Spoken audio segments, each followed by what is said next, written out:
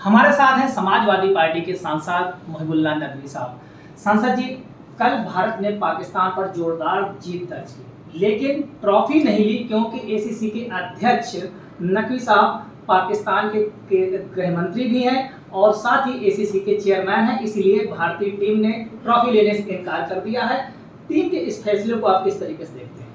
नहीं, ये बहुत अच्छा फैसला उन्होंने किया और ये साबित कर दिया कि हम एक ऐसे आदमी से ट्रॉफी और सम्मान नहीं ले सकते जिसके रहते हुए हमारे मासूम शहरियों का खून बहा। और ये साबित कर दिया कि वादी से लेकर जंग के मैदान से लेकर क्रिकेट के मैदान तक हम अपना अपमान बर्दाश्त नहीं कर सकते। इसके मतलब क्रिकेट का मैदान हो चाहे जंग का मैदान हो, हर जगह भारत ही फतेह करेगा, साफ संदेश दे दिया है हमारे क्रिकेट के खिलाड़ियों ने। बिल्कुल।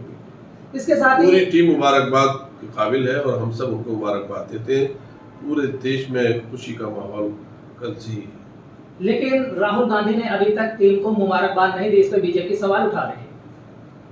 अब देखिए, विचारधारा का मामला होता है, वो शायद हो सकता है ये चाहते हो कि खेलना ही इस टाइम पर मुनासिब ना हो। ये भी तो एक चीज़ है कि हम जिन लोगों, नकवी साहब जैसे लोग वहाँ पर भी मौजूद हैं, उनकी मौजूदगी में एक क्रिकेट आयोजित किया गया, तो ये एक तो टीम जीत गई, बहुत अच्छा हुआ। अगर टीम नहीं जीतती तो क्या होता? बहुत उससे गलत संदेश जाता और हौसला टूटता लोगों का। इसलिए मैं समझता हूँ राहुल जी ने इसको नहीं चाहते होंगे कि ये समय ठीक नहीं है क्रिकेट का। इसके अलावा यूपी में जिस तरीके से बरेली में हिंसा हुई, आई लव मोहम्मद के पोस्टर लेके लोग निकले, लेकिन फिर वो प्रदर्शन हिंसा में तब्दील हो गया।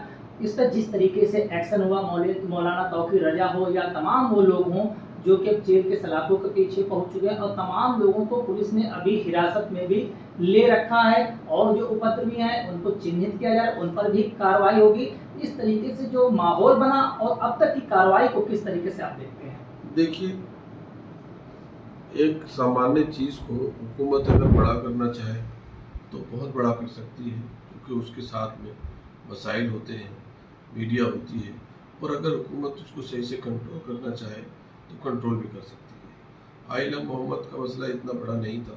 हम शुरू से ही कह रहे हैं कि ये एक सामान्य सी बात थी, कुछ लड़कों ने तो उनके खिलाफ FIR कानपुर में की गई जो नहीं होनी चाहिए थी, और लोगों को इतनी गहराई नहीं होती है।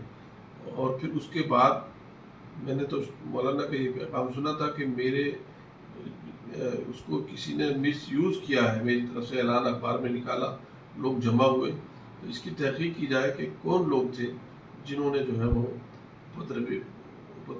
उपद्रव किया है और पथराव वगैरह किया है।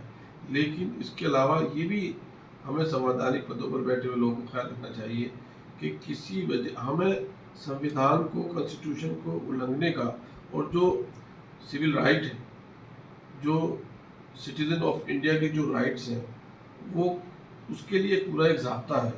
कहीं हम उनको ऐसा ना हो कि भेदभाव और बदले की भावना से हम अपने ही शहरियों के ऊपर अत्याचार करें और मामूली चीज़ों को बड़ा बना करके देश में भेदभाव का माहौल पैदा करें, हिंदू मुस्लिम नफरत के बीच में।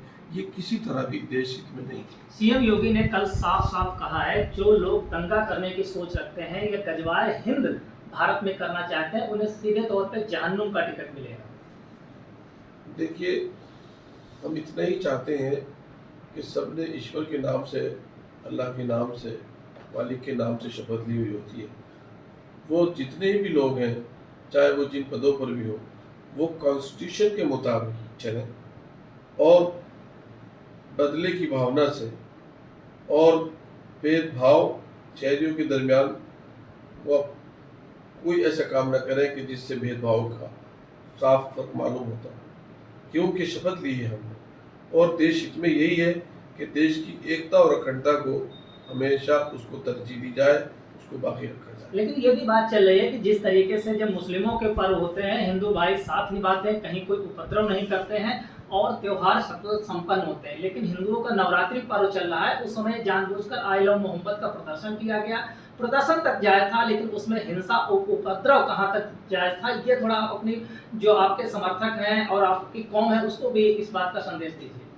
नहीं, देखिए, हम लोग आपके माध्यम चैनल के जरिए से बराबर हमेशा ये संदेश देते हैं कि एक दूसरे के मजहबी जज्बात का ख्याल रखा जाए, एक दूसरे की इज्जत की जाए, और इनका मकसद हरगिज़ ये नहीं था। और ये जो आई लव है, ये तो एक आम सा जुमला है, इससे ये तो एक आम तौर पर इस्तेमाल किया जाता है।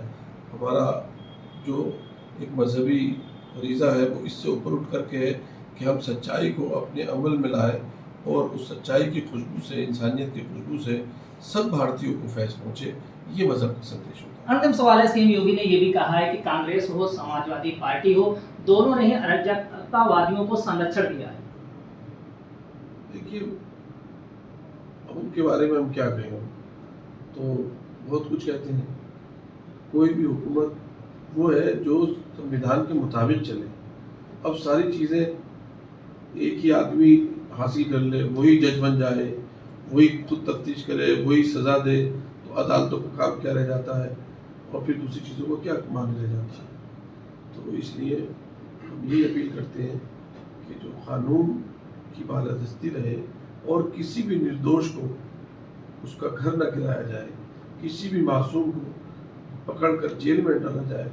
बेशक अगर कोई किसी से खता हुई है तो उस खता करने वाले को ज़रूर सज़ा मिले, लेकिन उसकी आड़ में किसी ख़ास मज़हब के लोगों को या माइनॉरिटी के लोगों को हिरासा करने, उनके घरों पे बुलडोज़र चलाने, उनको दबाने और कुचलने की इजाज़त न संविधान देता है, और न इंसानियत देती है, और न कोई मज़हब देता है। धन्यवाद हमसे बात करने के लिए। ये थे हमारे साथ समाजवादी पार्टी के सांसद मोइनुल्लाह नकवी साहब। न्यूज़ 18 के लिए संदीप पांडे, दिल्ली से।